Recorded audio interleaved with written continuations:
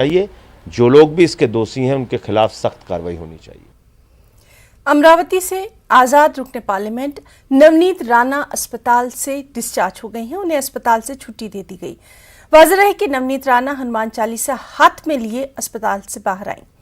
याद रहे कि नवनीत राणा ने सीएम उद्धव ठाकरे के घर के बाहर हनुमान चालीसा पढ़ने की बात कही थी। इसी के बाद उन्हें कई दिन जेल में रहना पड़ा। फिलहाल वो मशरूत जमानत पर रिहा है। तो हनुमान भगवान के नाम पे, श्री हरि भगवान के नाम पे, राम भगवान के नाम पे मुझे जेल में डाला गया। और 14 दिन में अगर महिला की आवाज़ दबा सकते हैं, मुझे लगता है महिला इतनी कमज़ोर नहीं है। अगर भगवान के नाम पे 14 दिन डाले हैं और श्री राम के नाम पे 14 दिन मुझे अगर जेल में डालते हैं तो 14 साल भी रहने के लिए मैं जेल में तैयार हूँ। सवाल सीधा है कि भगवान का नाम लेना देशद्रोह है क्या ये भारतवर्ष में? मुझे लगता है कि मेरा गुनाह, मैंने पूछा कि मेरा गुनाह क्या है। अगर मैं गुनहगार हूँ तो मुझे 14 दिन नहीं पूरा जिंदगी अंदर रखे तो भी मैं बर्दाश्त करूंगी, पर ना इंसाफी मैं बर्दाश्त नहीं करूंगी।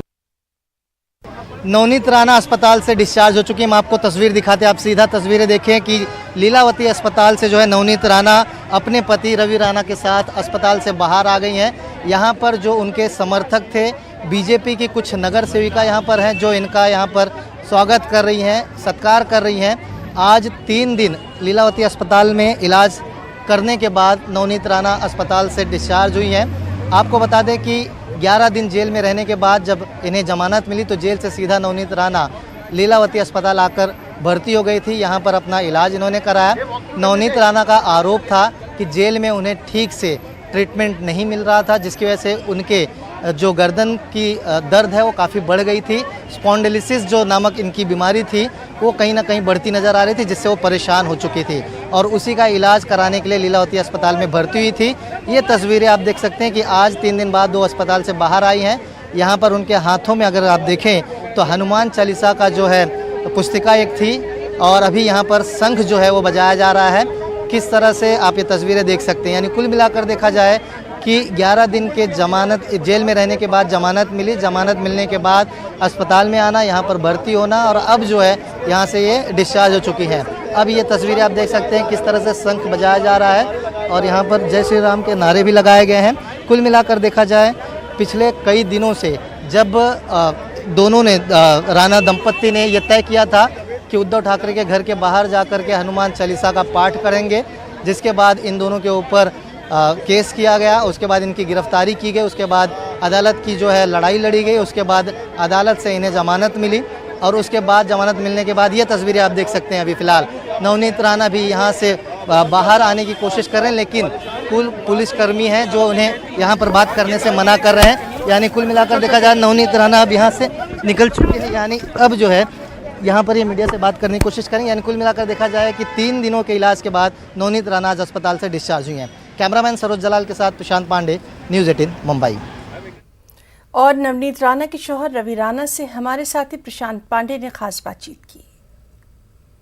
रवि राणा हमारे साथ हैं, उनसे बात करते हैं कि नवनीत राणा आज डिस्चार्ज हुई हैं। सर, आज अस्पताल से डिस्चार्ज हुई हैं मैडम, क्या कुछ कहेंगे, आगे का क्या कुछ कहेंगे? अस्पताल में अभी डिस्चार्ज हुआ है, थोड़े दिन उनको आराम करना पड़ेगा और जल्द से जल्द हम दिल्ली जाएंगे। दिल्ली में न्याय हमको मिलेगा कि महाराष्ट्र में मुख्यमंत्री के प्रेशर में कोई भी हमको न्याय देने को तैयार नहीं है।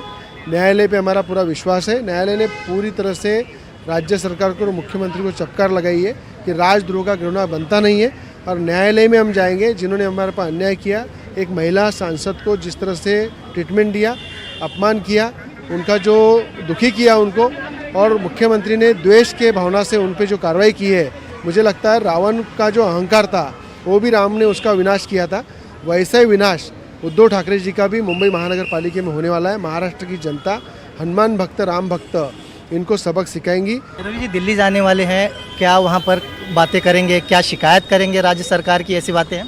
बिल्कुल, अभी नवनीत राणा जी ने बताया मैं पार्लियामेंट में भी आवाज़ उठाऊंगी, पीएम साहब के पास भी तकरार करूंगी, गृह मंत्री जी को भी तकरार करूंगी। आज मुझे लगता है महाराष्ट्र के अंदर देवेंद्र फडणवीस जब मुख्यमंत्री थे तब महाराष्ट्र जिस तेज़ी से आगे बढ़ रहा था उतनी तेजी से पीछे लाने का काम उद्धव ठाकरे ने किया है। आखिरी सवाल, संजय राउत ने ट्वीट किया है कि यूपी जाने वाले हैं 10 जून को उद्धव ठाकरे और आदित्य ठाकरे, तो ऐसे में क्या लगता है आपको यूपी का दौरा उनका कितना कार्य? मुझे लगता है कि संजय राउत यूपी का दौरा हिंदुओं को गुमराह करने के लिए कर रहे हैं। पर उन्होंने एक्चुअल पाकिस्तान में दौरा करना चाहिए। जिस तरह से उनकी तरीके काम करने के, वो अयोध्या में सिर्फ वोट की राजनीति करने जा रहे हैं।